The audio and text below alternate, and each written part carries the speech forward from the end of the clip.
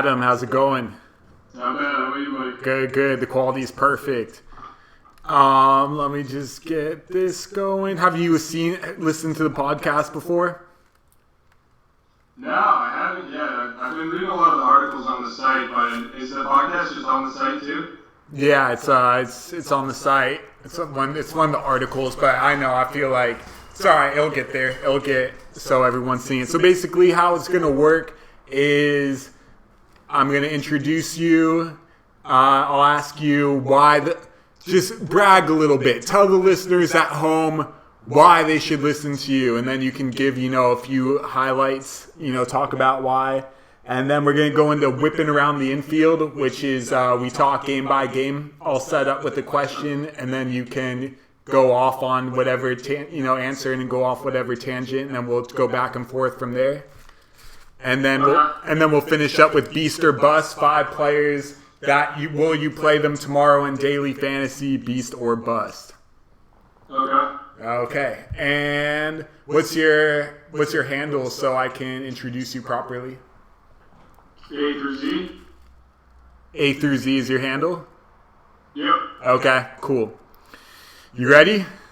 Yeah, let's do it. So how long does it usually last? Like half hour, 45, what? Yeah, like 30 minutes. 30 minutes? Okay. Yeah, 30 plus. Actually, let me pull up the thing. Oh, yeah, let me make sure we're recording this call. Otherwise, it'd be for nothing. 1 second. Start recording.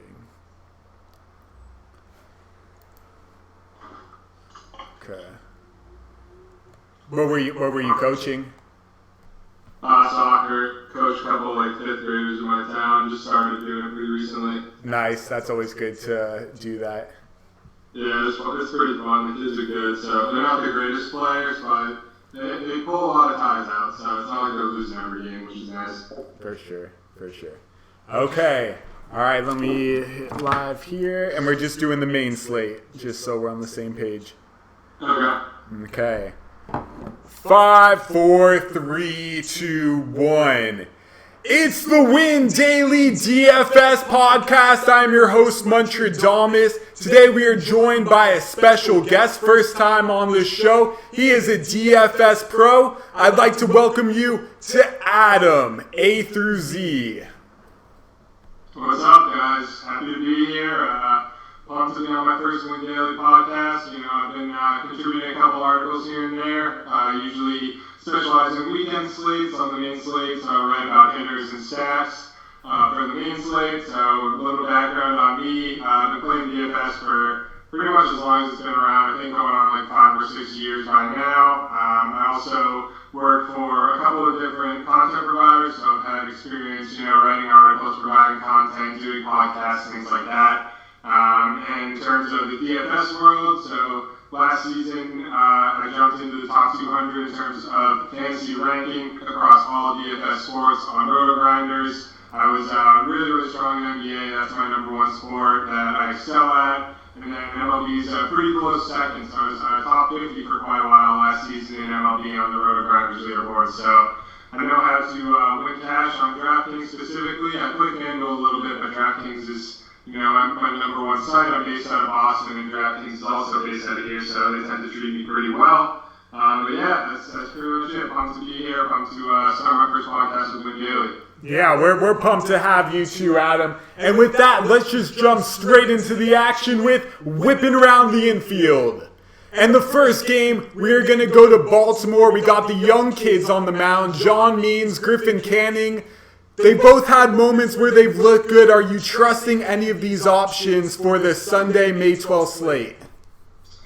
Yeah, this is an interesting game because, like you said, we got 2 young pitchers. Canning has looked really sharp, and he's going up against the Orioles, who just are obviously not a very good team at all. So I do have some interest in Canning here. John Means also hasn't looked too bad, but he does have a much tougher matchup against the Angels. With that said, the Angels are pretty hot, so I would expect a kind of letdown game once they go back home. But this is still in Camden Yards, still taking place in Baltimore. So, I'm not sure if I'd go the Means route, but I think Canning up against the Orioles is definitely a really solid option. The thing about Baltimore, though, is they still have offensive potential, and they are at home. Jonathan Villar is playing well. Chris Davis, who I actually like as a sleeper in this matchup, he hit a home run the other night.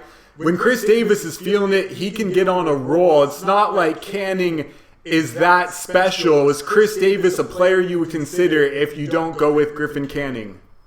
Yeah, absolutely. I mean, Davis has a platoon advantage in this matchup. We got a lefty going against a righty. Always want to avoid Davis against left-handed pitchers, but Canning's a righty, so if you do want to go for Chris Davis and his price is still kind of reasonable around the industry, I definitely think that's an option. He's still $2,500 on FanDuel, so that's certainly plenty cheap, and he's also only $3,200 over on DraftKings. So I think you can definitely go for Chris Davis with the platoon advantage if you think he's kind of catching fire a little bit here for sure. And then the last question we'll ask about this game, on a scale of 1 to 10, 10 being super confident, how confident are you in an Angels stack of Trout, Simmons, Pujols is hot?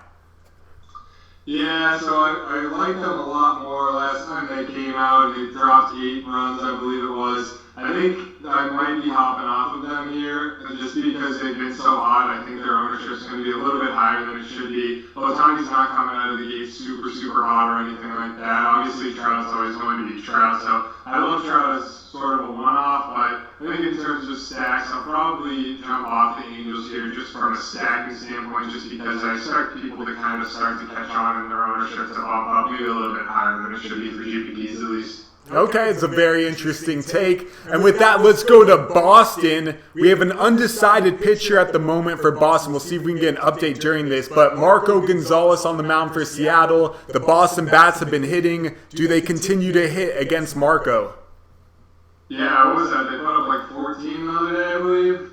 Yeah, they're ripping. The Sox are definitely hot. They're going up against a lefty, which, I mean, the Sox best hitters are all righties. Outside of Andrew Benintendi, we have Mookie, JD, and Xander all batting from the right side. They can hit against a pitcher no matter what hand they throw with, but lefties, they just sort of feast. So I'd probably lean away from Benintendi, but although everyone's going to do that because of that lefty-on-lefty matchup, also Rafael Devers is batting from the left-hand side, so he's a little bit scary here. But Mookie, JD, Xander going up against Marco Gonzales. Marco Gonzales is not someone that scares me. He's got to come and pitch in Fenway Park against the Red Sox, who have really not looked great out of the gate, but once you score 14 runs, that's definitely the type of game that can sort of provide a spark to your offense. So I wouldn't be surprised to see the Red Sox keep it going here against the lefty in Fenway for sure. So now let me ask you this so the listeners at home can understand your perspective as well. Marco Gonzales doesn't scare you, yet he's 5-1 with a 3.08 ERA. He's looked good against solid teams all year. Why do you feel the Red Sox, because you sound confident about that stack, why are you so confident about it? Yeah, that's a fair point. So the Red Sox did face him already, it looks like, back on March 28th. And they roughed him up a little bit. He only ended up with 12 DraftKings fantasy points, so I don't think it's necessarily a smash spot for the Red Sox because Marco, he actually has been more solid than I realized so far this season. But the Red Sox have not gotten to many pitchers so far this year, and Marco was one of them. They were able to at least rough up a little bit, so I think he's a little bit vulnerable. That game was also in Fenway, so I think this sets up pretty similarly. I can see Gonzales ending anywhere between 10 and 15 fantasy points, but I think the Red Sox should be able to put a couple of runs on the board here. Yeah, that 10 to 15 fantasy points won't get it done. Let's look at the other side. So it looks like Hector Velasquez is going to open up. Are there any Seattle bats that you want to target in this matchup? Yeah, Hector Velasquez definitely has some weak points. He can let up quite a few fly balls, which if you're letting up fly balls in Fenway, that's never good. So some of these Mariners, they pretty much started the exact opposite of the way that the Red Sox started. They came out of the gate swinging. They have some big sluggers in this lineup. Edwin Encarnacion, Vogelbach, who's an absolute tank out there. He really just hits home runs or he gets out. He's kind of like the Jody Gallo type of guy. So there's definitely some bats we can target here. In Fenway, you kind of want to target the righties because if they can get it up over the Green Monster, it's really, you don't have to hit the ball very far at all to leave the ballpark as long as you have the height on it. But same with the lefties, the porch in right field is very short. So just the fact that this game is being played in Fenway, the Red Sox have far from their ace on the mound, and I think we can get some exposure to Seattle as well. Be careful with those Joey Gallo comments. The guy's hitting nearly 270 this year, but I see where your head's at. Yeah, he's getting it done. All right, let's go to Toronto. We're in a dome. We got Aaron Sanchez, who has looked nice this season, against Lucas Giolito, who is hot. Are you looking at any of these pitchers as potential guys you want to roster on Sunday?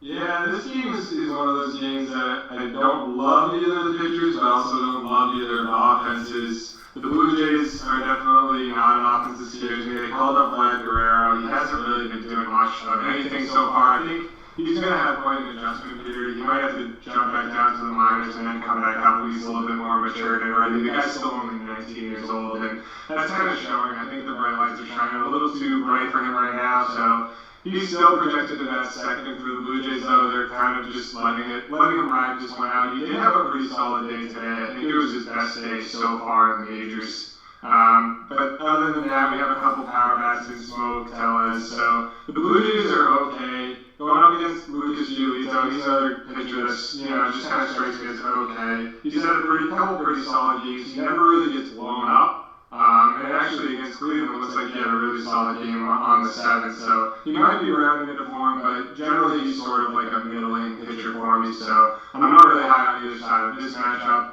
And then in terms of Aaron Sanchez, yeah, he's just another pitcher that is kind of up and down, and when he's up, he's just sort of average. So he is going up against the White Sox, who are usually a pretty solid matchup, especially for a right-handed pitcher. So I think you could look to Sanchez just because of the matchup, but that's only if you need some salary relief on the slate, which I'm not sure if we're really going to need that. Okay, I like the analysis. With Vlad Guerrero, he's going to start stepping up his game once the Raptors are out of the playoffs, and then Drake's going to start attending, and that will get Vlad swinging a hot bat. As far as the pitchers go, I actually like Giolito a lot. He's been pitching at the top of his game. I believe he threw a 3-hitter in his last start with about 7 Ks. He's got a young, fresh arm. The Blue Jays are not hitting. Smoke hasn't hit the ball in a lifetime. Vladdy Jr., he still hasn't got it going, like you said. I like both of these pitchers, and if you're like making 2 teams, I'm cool going one team with one guy and one team with the other. They're both low priced. I like that to be a 3-2, 4-2, 4-3 type of game. Are you with me on that final score? Yeah, I definitely agree on that one. Okay. Well, let's go to the East. Well, American League East. Tampa Bay Yankees. We got Blake Snell at the mound on home against Masahiro Tanaka. We'll just roll with Tanaka. So Snell's got a tricky matchup here. Everyone keeps talking about how the Yankees lineup is always watered down. It's this, it's that. I mean, this lineup is still scary, and it looks like they're going to have 8 of their 9 hitters be right-handed hitters. Snell's a lefty, so it's obviously going to be tough in terms of platoon advantage there. So the Yankees, there are a lot of strikeouts to be had in this lineup, and everyone's saying, oh, the Yankees lineup's so watered down. I mean, we have EJ Remedio and Luke Boyd, Gary Sanchez, Gleyber Torres. I mean, we have some solid hitters still throughout, up and down this Yankees lineup. So I don't think they're any type of slouch matchup that people are making them out to be. But with that said, they're going to be playing in a dome, like you mentioned. It's going to be in Tropicana Field, which is a massive dome down in Florida. So that definitely helps Snell out a lot. He pitches well at home. I like him a lot here just because of the strikeout upside. If this was in Yankee Stadium, I'd probably have a different take. I'd probably be more likely to fade Snell, but I like him quite a bit here. Same with Tanaka. Masahiro Tanaka's got quite the park upgrade going down to the big drop, so I think that'll help him out. There are a couple of scary lefties in this Rays lineup, and they do still put up runs even at home. But with that said, their best hitter, Tommy Pham's a righty. He still does kind of feast against right-handed pitching as well. But I think the park upgrade for Tanaka, he's always a pitcher that seems to find a way to get done. He rarely gets blown up. So I'm really fine with both of the pitchers here, and I'm not too high on either of the offenses. I like your take, but I'm going to have to say I don't like either pitcher just because both these offenses have big bats. I know these guys are good pitchers and they hit their spots well, but baseball is a game of inches, and when you got stars swinging a bat and the ball's hitting the part of a bat by just an inch, it's going to change. Austin Meadows is healthy. Pham's playing well. Brandon Lowe. They got both teams have enough offense where I would be afraid of both these pitchers because one bad inning is more than possible. I like both Giolito and Sanchez more. It sounds like you like these two guys more, but regardless, I don't feel any bat's a safe play in GPPs or cash game. Are you with me there? Yeah, that's fair enough. Yep. I agree with that. Okay. Now let's go to New York, where we got Syndergaard on the mound. Thor himself against Caleb Smith. Syndergaard's been hot. Is he must start for the Sunday slate? Yeah, he's definitely up there. He's kind of in the same position that we saw today for the main slate, especially over on DraftKings. I think I see DeGrom upwards of 50% owned, so he's definitely, same exact matchup, same exact ballpark. Hopefully, same exact result because DeGrom's absolutely rolling right now. I have 100% of him. He's up to 8 strikeouts right now, only 1 earned run. But the Mets are still managing to keep the game tied because they're the Mets. So I wouldn't be surprised to see that again. The issue here is the run support, but when you're pitching against the Marlins and you're striking guys out left and right, you don't really need to rely on that wind too much. So Syndergaard looks to be the number 1 option overall in the slate, and I don't think I see anyone that's really too close, at least so far. Yeah, Caleb Smith is closely priced to Thor. 10,200 for Caleb, 10,600 for Thor. Caleb's been pitching better. Is he on your radar for this matchup? Yeah, he's actually been doing shockingly well. And he's a lefty, which some of the Mets' best hitters are lefties. So I think this matchup sets up really well for Caleb Smith. The pricing scares me a little bit. You mentioned he's up there with the aces, but I think this is a matchup that he can excel in. I wish we could see the line for this game. Looks like it's not out yet, but I expect it to be in the 7.5 to 8 range. So I think both of the pitchers here are definitely viable because the Mets against the lefty, they're just not very scary at all. They're barely getting it done today against the righty when some of their best hitters feast against right-handed pitchers. So I think both the pitchers in this game are solid options for tomorrow. Yeah, I agree. And if that over-under is at 7.5, you got to pound that under and the first 5 under because we're looking at one run being the difference in this game. For sure. Let's go to Houston. We got the young Adrian Sampson against semi-veteran Colin McHugh. McHugh has not been getting the strikeout pitches as much as he has in Christmas past. Do we see any potential for McHugh in this matchup? Yeah, I've been targeting the Rangers quite a bit as they're on the road lately. There's definitely strikeouts to be had in this lineup, so I think McHugh's in play here. I don't know if he's going to make my player pool, but I definitely think he's a serviceable option against the Rangers on the road because, as I mentioned, there are some strikeouts to be had in this matchup. Yeah, I don't know. I'm just not in love with McHugh. I've just seen him be too vulnerable, not get enough Ks in performances. Yes, he should get the run support. Let's flip the token a little and talk about the Astros bats against Adrian Sampson. This sounds like an obvious stack to me. How do you feel about it? Yeah, I think so too. The only reason I never end up with too many Astros players is just because their prices are so high. But like you said, obvious stack spot. The Astros should be able to feast against Sampson. In every single one of their first 5 or 6 hitters in the projected lineup are easily, liable to go off in this matchup. I think they could get a home run. We got Reddick, obviously Springer out to it, Bregman and Brantley. That first 4 is just absolutely lethal. The only thing is if you're grabbing those 4 or if you're throwing in a Correa or a Reddick, it's going to be tricky to grab Syndergaard unless you're totally punting your other pitcher, at least on DraftKings. So, love the Astros stack. It's just kind of trying to see how the slate works out. Can we afford them, can we not? Yeah, we'll go back to that and do a little final question, see would you rather have Syndergaard or this stack. But before we do that, let's go to the American League Central. We got a pair of lefties on the mound. The white-hot Martin Perez against the lefty Daniel Norris. The first name that comes out to my head when I see lefties going up against the Twins is Nelson Cruz and that power stick. Are we going to see a Nelson Cruz blast in this game? Yeah, I wouldn't be surprised to see that at all. The Twins are just absolutely on fire. Nelson Cruz's price is also skyrocketing. However, he's up to 3,900 on Kindle, 4,900 on DraftKings. So you'll have to pay a pretty penny for him, but I mean, he's definitely liable to go off in this matchup against Daniel Norris. The Twins have just been absolutely scorching. I feel like every time I check the box scores, the Twins have double-digit runs, and I would not be surprised in the slightest to see that happening again tomorrow. Let's talk about some more of those hitters in this matchup. We got Jonathan Scope, who sounds interesting. The Candleman himself, Candelario, at third base for Detroit. How do you feel about those two guys? Yeah, I like Detroit. Detroit's, a solid team. Castellanos is probably my favorite play from Detroit. Like it. The Candleman's not too bad sitting in this 2 spot, but I think I prefer Castellanos in this matchup.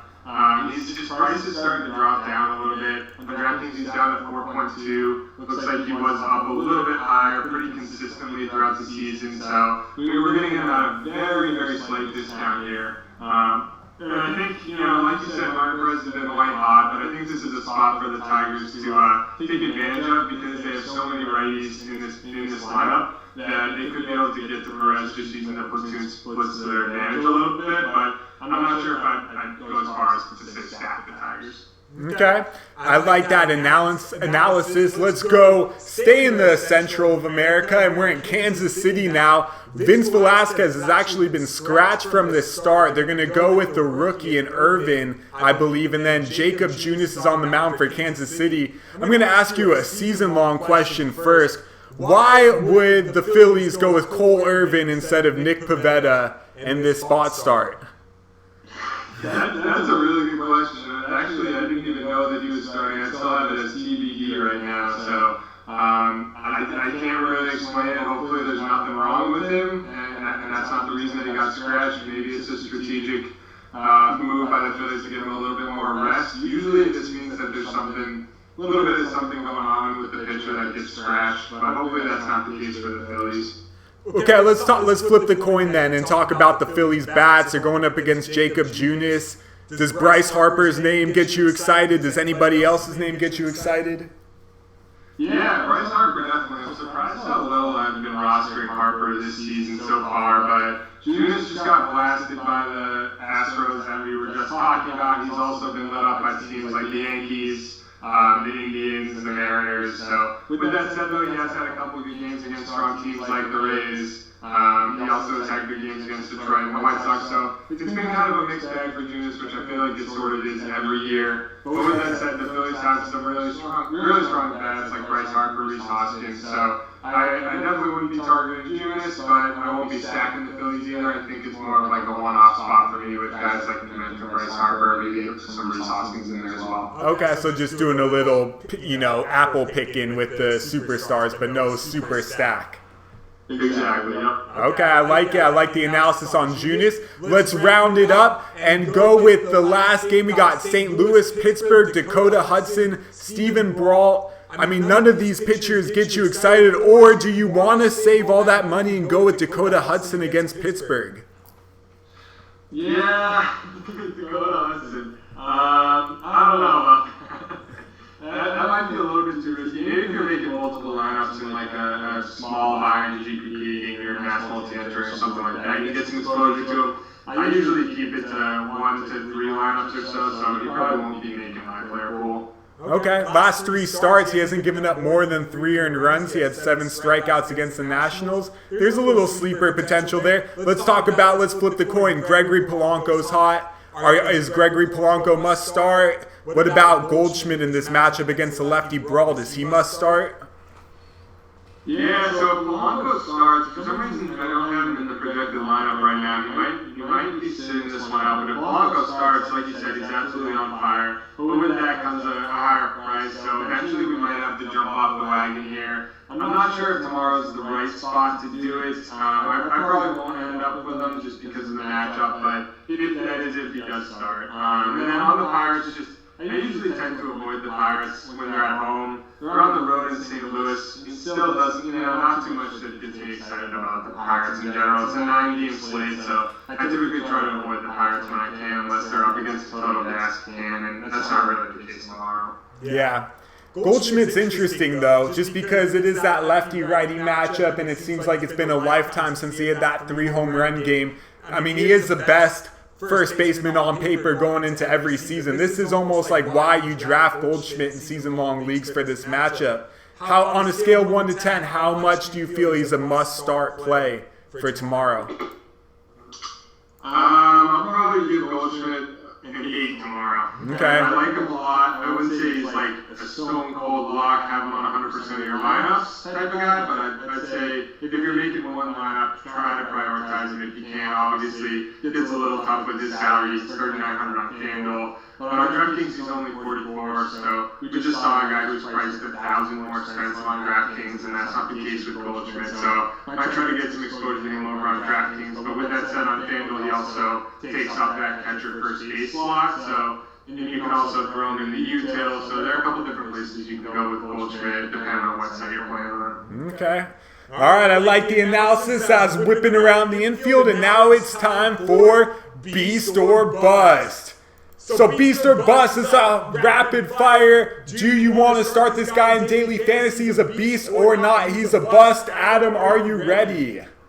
All right, let's do it. Strap in. All right, we're going to start with the best player in baseball. He's 4,800 on FanDuel. He's the outfielder, Mike Trout, against the lefty, John Means.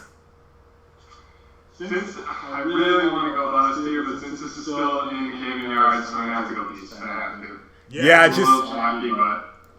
I feel like whenever Trout faces like a weak lefty, you almost have to play him. Am I wrong? No, I definitely agree. I really didn't want to, but you gotta say beast there. You gotta say beast there. I set you up with the beast because it's your first time on the show. So we're gonna make it a little more difficult. We're gonna go with the shortstop for the Texas Rangers. He's $3,900. Elvis Andrews at Colin McHugh. I'm going to go bust here on Andrews. You know, I have been fading the Rangers, targeting pitchers against them lately. I'm gonna think that keeps rolling tomorrow and say bust for Andrews. Yeah, I'm with you. The matchup's too tough. It's not like there's a lot of guys with better matchups, but if you're going to spend up for $3,900, the guy better put up big-time fantasy numbers.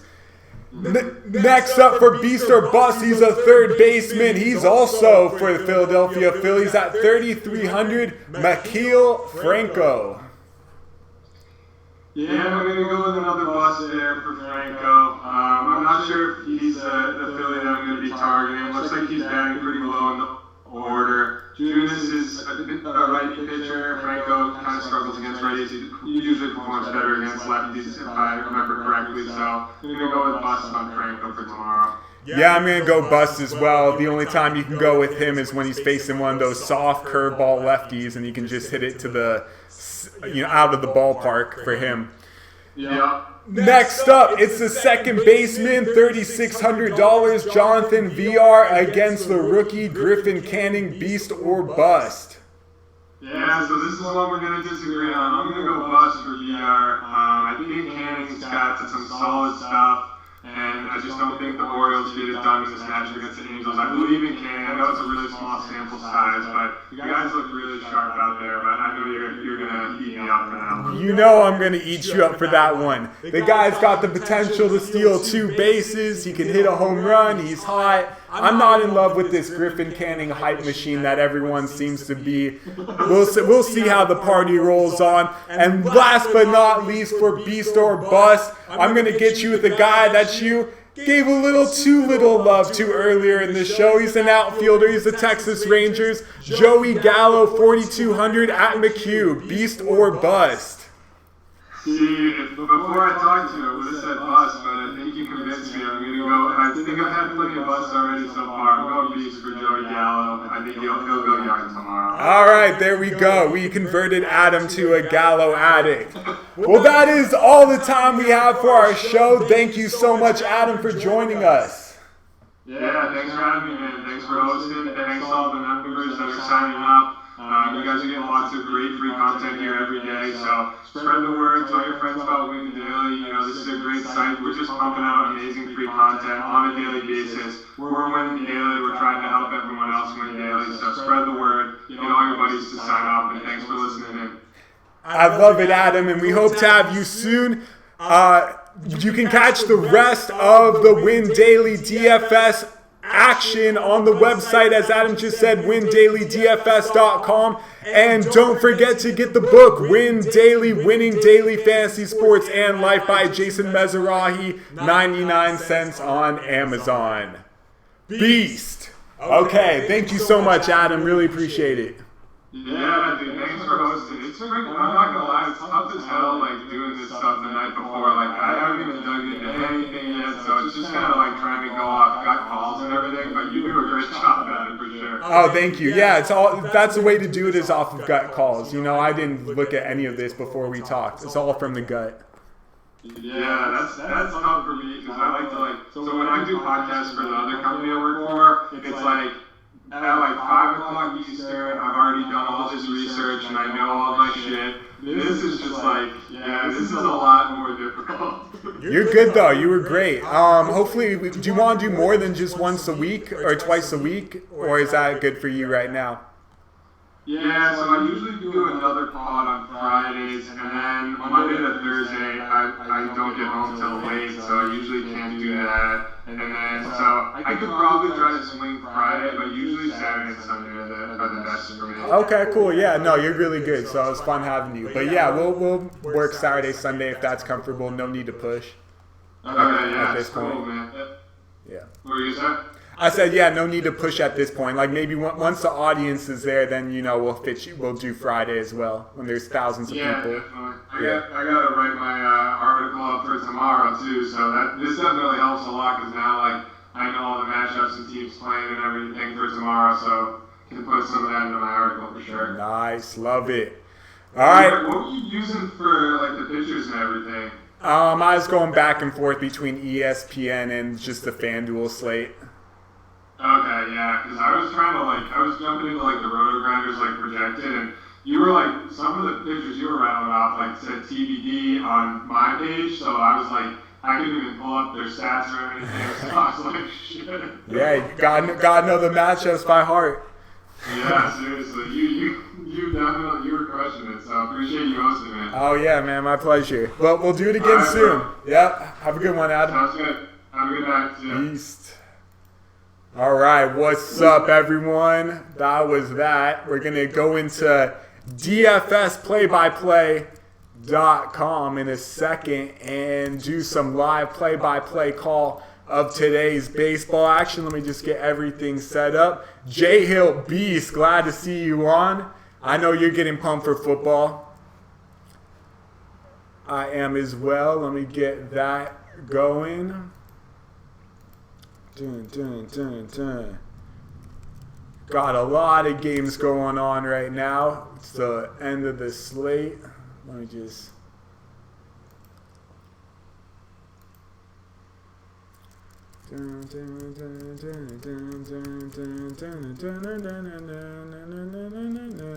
We got a lot of baseball. Kevin Gossman, 2.1 innings, 2 Ks early on, getting it done against the Arizona Diamondbacks. We'll go everywhere. Pump for everything. That's the way to be, J Hill. How's the baseball team doing? All right, let's go to... What game do I really want to look at right now? Padres-Rockies. We're going with the Rockies. Because it's a new story when Trevor Story is up to play. All right, so let me go here. Hurt, but in there. Yeah, baseball is a long sport. All you got to do is just hang into the end.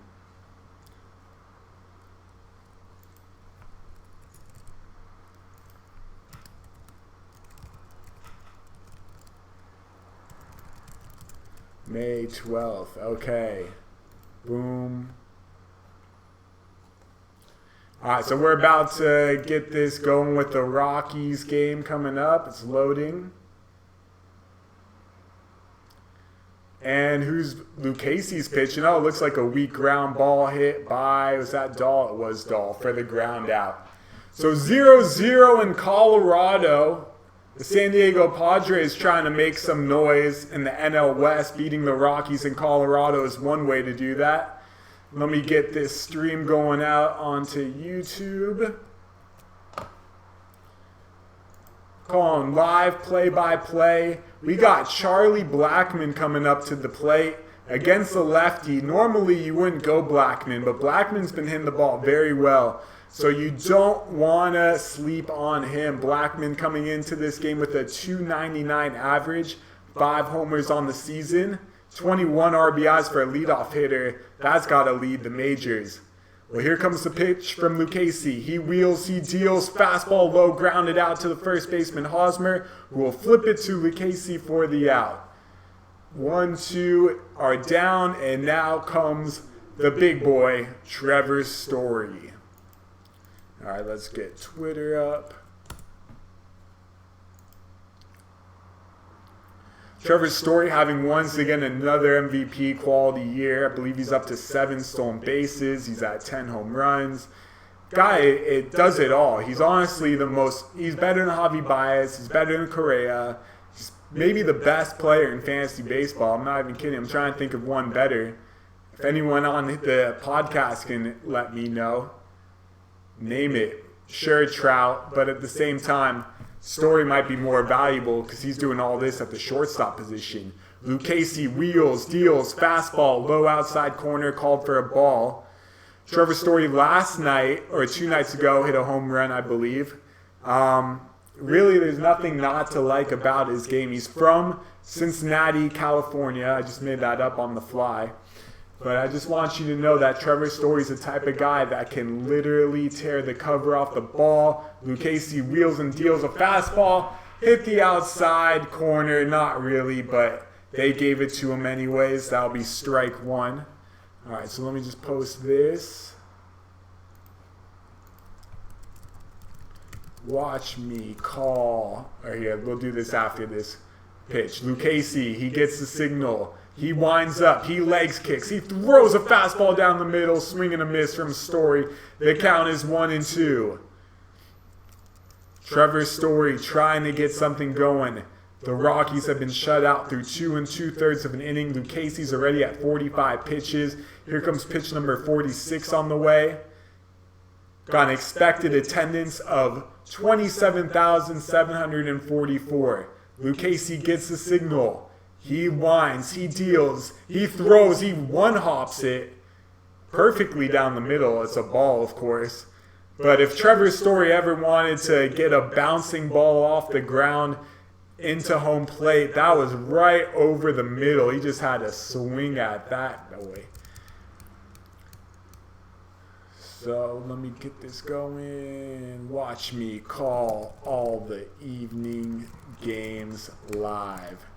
The Red Zone channel of daily fantasy baseball. Hashtag FanDuel, hashtag DraftKings, DFS playbyplay.com.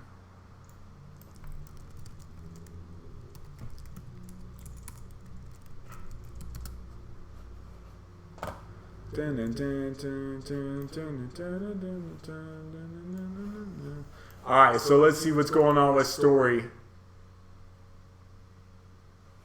Alright, are they checking Lucchesi out right here, seeing if he's okay? Looks like he's going to be fine. What's up, DFS King? We're doing live play-by-play right now. Trevor Story's up to bat. You got Story on any of your squads? All right, Lucchesi looks like he's got the sign from Hedges. Throws his hands up very high to the middle. He wheels, he deals. Oh, that's a strike, but they're not calling it. Ball 3, the count is full. That's when you're a superstar. You get those calls. Trevor Story just got one right there.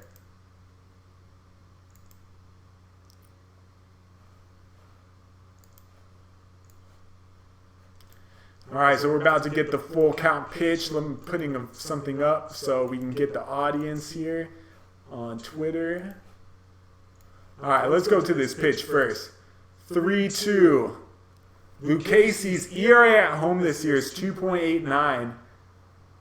On the road, it's 12.89. So here comes Trevor Story. The count is full. He grips his bat as tight as he can grip it. Lucchesi wheels, deals. Ball is lifted up in the air. Shallow right field.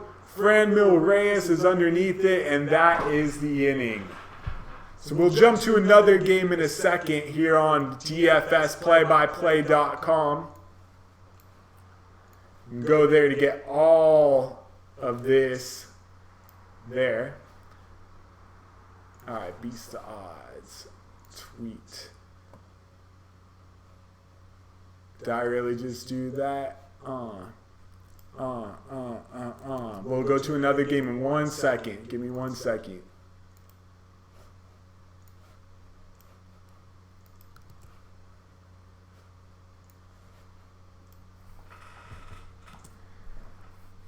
Okay, so we are tweeting that, and let's go to a different game. There's a lot of games right now. No reason to sit idle for any minutes or seconds.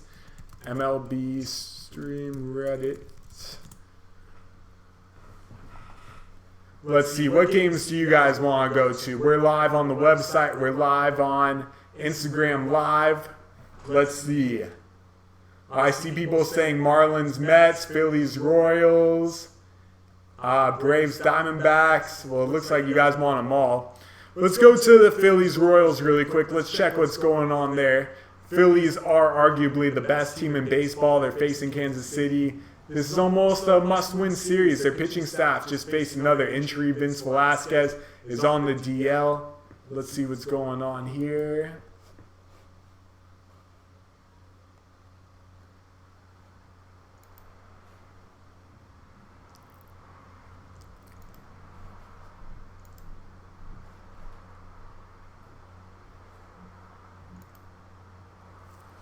Marlins, Mets it is, because that was not working. So Marlins, Mets, two teams really playing for nothing but pride at this point. I know it's early in the season. The Mets think they're contenders, but in reality, they are more likely than not pretenders.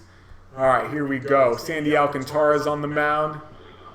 Jacob deGrom looks like he's going to stay in the game. He's got 2 outs, a runner on second base right now. DeGrom's going to try to hold on here.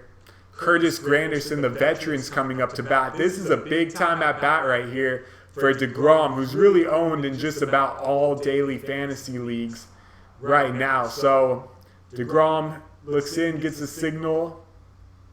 This is a big one right here. Can he escape the damage? He throws a little changeup for a strike. Granderson was taken. He knows he should have swung at that pitch. Right down the middle at 83. Granderson's focused, though. He's chewing that bubble gum. He's 38 years old. He's from Blue Island, Illinois. And here comes the 0-1 pitch. It's low in the dirt, blocked nicely by Tito. Runner is on second right now, so that would be a big-time run if he was able to score right there, really ruining DeGrom's fantasy day. So the count is 1-1 on Granderson. Here comes the pitch. Ooh, that's in Colorado. Manny Machado with a deep fly ball, but that's going to be out. Here comes the pitch to Granderson, and it's high for ball 2. Letter high. It looked like the umpire wanted to call it, but he decided that would not have been the right thing to do, which is correct. So it is a ball. Granderson, 95 career home runs with the Mets. Here comes the 2-1 pitch to DeGrom. Ooh, that was fastball down the middle, but it's fouled off by Grandy.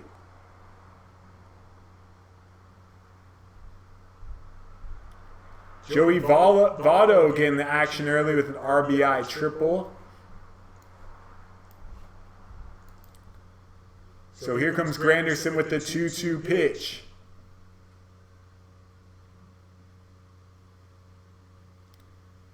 Runners at second base. DeGrom wheels, deals. Granderson hits a weak ground ball to first baseman. It's a long play, but they make it, and that is that. So DeGrom is done. 7 innings, 1 earned. He got a beautiful start there. And we'll move on to another game. We got Rangers, Astros, Phillies, Royals. Let's go to Phillies, Royals. Let's try to get that one to work. Marlins, Mets is in commercial. Looks like Trevor Story. Barehanded play throwing out the runner. What a play by Trevor Story. Barehanded, charging, off balance, body going the other way, throws a dart to get that out there.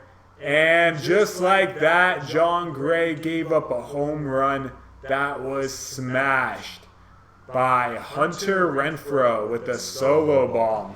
1 pitch, 1 home run. It's 1-0 San Diego.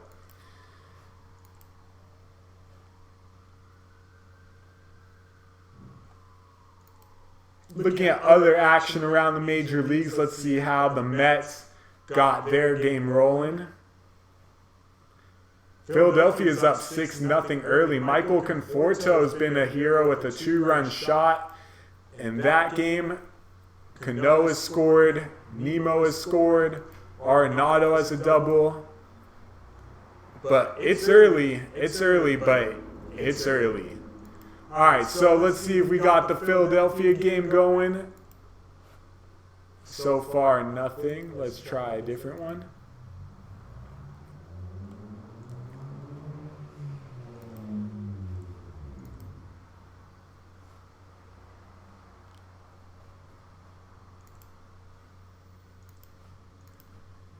Oh, and that's the end of that inning. All right, well, we got Arenado, Reynolds, Desmond. We'll call that, and then you can watch the rest on DFSplaybyplay.com.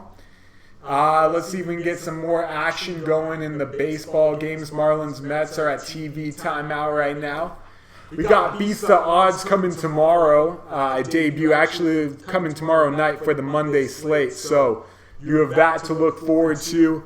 We got a lot going on in a short amount of time. We're back in New York. The Mets are currently up 4-1 right now. Looking to put away this game. Let's see who comes up to bat first for the Mets. You see guys like Conforto, Canó, Rosario, Nido just chilling in the dugout. We got Wei Yin Shin, the longtime starter, on the mound for the Marlins out of the pen. And he's going to face J.D. Davis right out of the bat, who takes a big swing and a miss for a strike. J.D. Davis is a big boy. He's going to be a fine major league, role player. He's definitely not a superstar, but he's got big-time potential. We'll see how he does in this matchup. Wei Yin Shen delivers the 0-1 pitch, and it's lifted into the air but out of play by J.D. Neil Walker was giving the ball some charge, but that ball was long gone.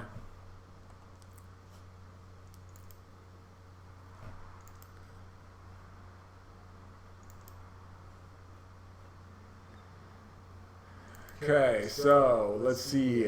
Pete Alonso's on. Oh, Robinson Cano's on deck. Pete Alonso's in the hole. So this is a big, big spot right here for the Mets offense to pound that lead and get some run support. The 0-2 pitch, that's high for a ball, tempting. Nolan Arenado comes up to bat. Multi-hit games this season. Nolan Arenado is the co-leader in that category. McNeil, Bellinger tied with him. Baez and Peralta one off the spot. So here comes the pitch, and it's lifted. First pitch lifted to shortstop. Not even taking a step is Garcia, and that'll be out number 1. 1 pitch, 1 out, and coming up to bat is Mark Reynolds. It's early in the fantasy world today. 3-0 Cincinnati is a big story. They got the lead.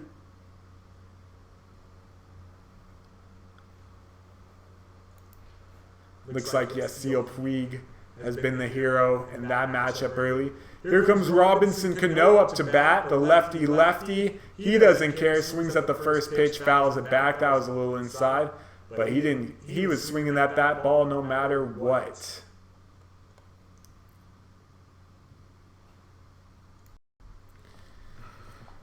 So it's early. The count is 1-0 to Mark Reynolds. Lucchesi gets the signal. He winds up, he wheels, he deals, and Reynolds hits a towering pop fly to center field. He's angry at himself. He should have smashed that out of the seats, but that's a long fly out 2 outs for the Rockies. Let's see what's going on with the Mets. Looks like Canó got out as well, bringing up Pete Alonso. If you're Pete Alonso, this is a Wei and Shen matchup that you've been waiting for pretty much your whole life. It's a great matchup on paper. Alonso, hard-hitting right-handed hitter. He can do some damage. Mark Reynolds, he was going to break that bat on his leg, but he didn't want a trip to the 15-day DL. So here comes Lucchesi facing Ian Desmond, the hot Ian Desmond as of late. Lucchesi, high leg kick, high pitch. 1-0 is the count. See what Pete Alonso can do. The count is 1-0 to him. He squares up. Wei and Shen's getting the signals. I would throw a curveball low in the dirt. See what he does. The pitch. Oh, that's a curveball high. Fouled back. Count is 1-1. Ian Desmond's pitch is high. The count is 2-0 there with 2 outs. Alonso getting things together, getting situated. See if we can get this Royals game to work as well. So, Pete Alonso squaring up the bat, ready for his pitch. He's saying exactly where he wants it to Shen, right over the middle of the plate. Shen gets the signal. He kicks. He delivers. It's low. 2-1. Ian Desmond's at 3-0 there. I wonder if he has a green light with 2 outs. You know he's been hot enough where they should give it to him. Pete Alonso coming up. Here comes his 2-1 pitch from Chen. He's looking. He wheels. He deals. And it's grounded weakly to the shortstop, who will make the throw over to first and end the inning. And here comes Ian Desmond's 3-0 pitch. He swings and lines a ball up the middle, but the shift had him played perfectly for the 3rd out. And that is that for those 3 games. You can catch the rest of this action on DFSplaybyplay.com. Beast.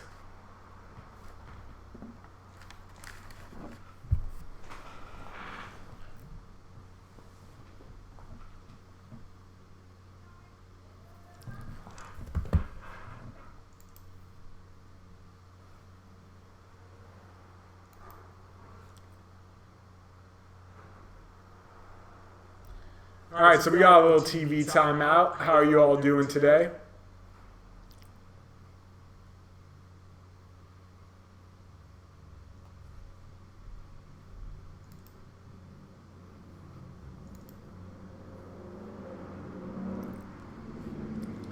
Okay, we'll come back on later to finish this program.